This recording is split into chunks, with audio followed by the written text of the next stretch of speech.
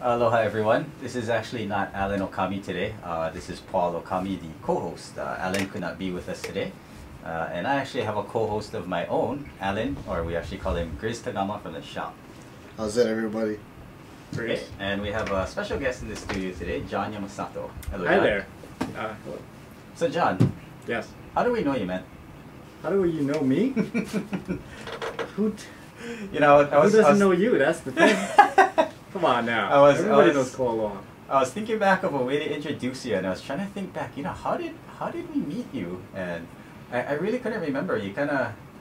I met you guys because of a different ukulele company that I had sponsor me ukulele, and anyway, Herbo to Junior, who's very close to you guys, ended up saying, if you want a ukulele, you should check out Aloha, just see what they got to offer and stuff. And so I came down, got to meet you folks, really got along with Alan, and then decided, oh yeah, well, and you too, but I met Alan first, so that's all I'm saying. Okay.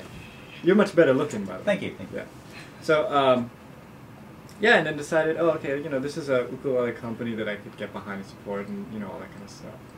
And the rest is history. And the rest is history. I've known you guys for, God, I gotta be like almost 10 years already. I think so. Was I married already? No. No? Longer than 10 then. 'Cause I've been married. Really? 10 years. Wow. Yeah. You had your 10th anniversary already? Yeah, you know. Actually, my age? Yep. Got started early. Yeah. Good. Okay. Well, Yeah. good for you. So you are a realtor by day, Yes. a musician by night. That's correct? right. Sometimes a little bit of both. I switch them. Realtor by night, musician by day. Okay. I can And go both ways. here's when I met you, I thought you played only guitar. Yes. And you came to us. You're interested in ukulele, and I had thought that you actually started on guitar, were always guitar. Of course, I knew you could sing. I'll actually share with you, before I met you, I used to get a little irritated thinking, who's this skinny guy with this deep voice? He must be a poser. But, we met you, you're a really cool guy. We've got along and hit it off, and, we're friends to this day, but I didn't know you're also an ukulele player. So, what's the instrument that you started playing? When I was 5, I started playing piano. Oh. And I hated that. Then I played, when I was 10, I got into guitar a little bit, but at that time it was Bon Jovi and Guns N' Roses and things like that. And yeah, didn't do that for too long. And then it was really, so my first real instrument I really got into and played a lot was the ukulele. But it was, if you can imagine, it's Jake Shimabukuro and me. And we're playing 2 ukuleles as a duo and doing gigs and stuff like that. And one day we're sitting down together and we look at each other and go, one of us has to pick up the guitar because we need a bigger sound than 2 ukuleles. So if you're sitting with Jake Shimabukuro and one of you has to play the guitar and the other one's going to play the ukulele, who do you think is going to play the guitar, right? Yeah. So that's when I picked up the guitar and started playing that.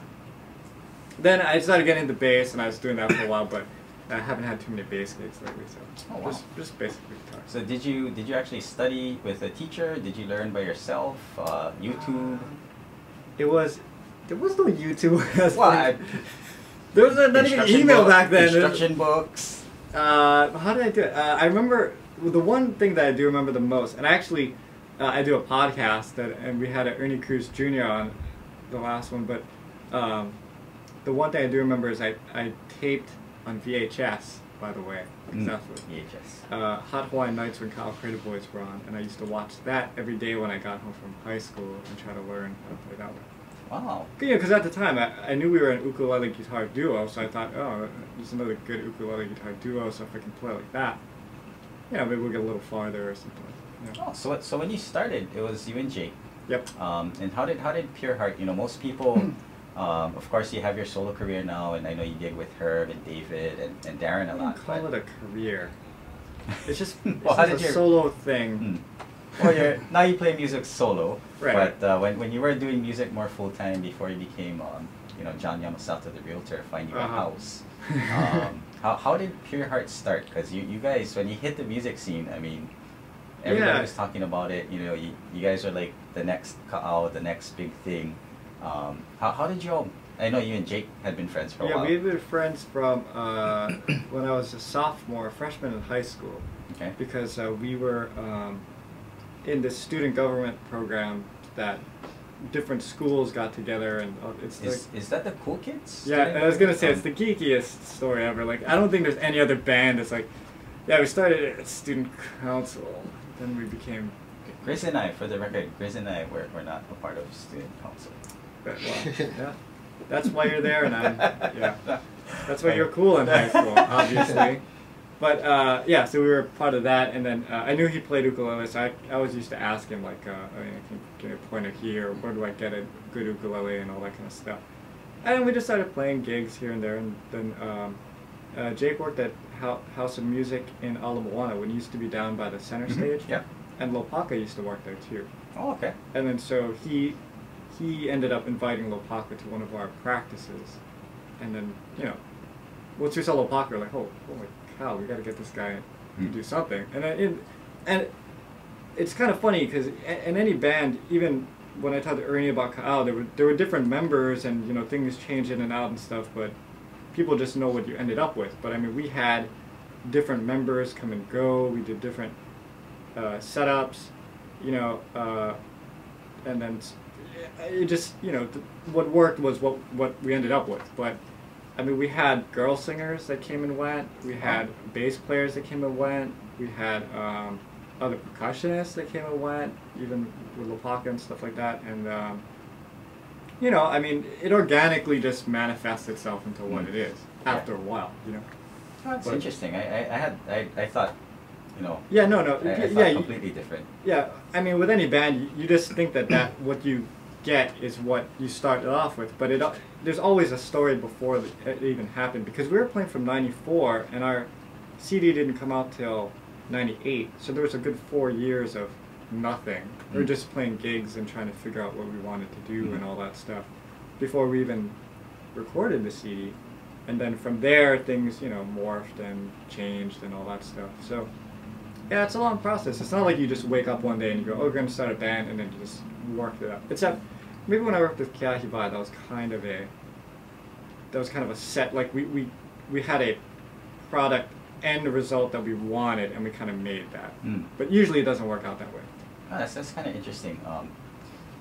Okay, so not only do you play music, but you're also a producer. Well, I used to. I don't do that as much anymore. Okay.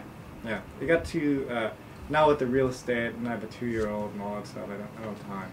Okay, so here's another question. We're kind of changing gears a bit. Okay. I actually don't know why real estate, and I don't, you know, that I saw you, and next time I saw you, you're now you're in real estate. So. Well, the thing is, okay, so I was in school. I was going to be a teacher, right? And I got through school, and then I decided, oh, I don't want to do this. So now I'm unemployed, and the only work experience I have is musician, quote unquote. And so I was unemployed for about maybe 3 months. I was going to be a mailman. I applied at the bank.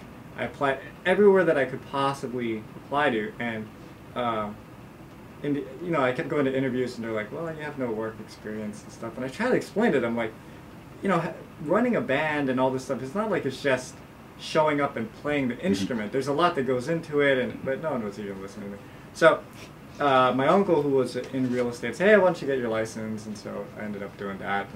And one thing led to another, and I ended up in the business. And I really like it. It actually works out excellent. Like, I can't think of any job other than what I do now that would fit better to what my overall goals are and stuff like that. So it worked out in the end. But I mean, there was a time where, yeah, my parents' yard looked pretty nice, because I'd wake up and I'd water the yard, then I'd go to the gym, and then I'd come home, and I would sit around and do nothing else because I had no job. You know, so I've kind of been there too. You know. Yeah. Ah, cool.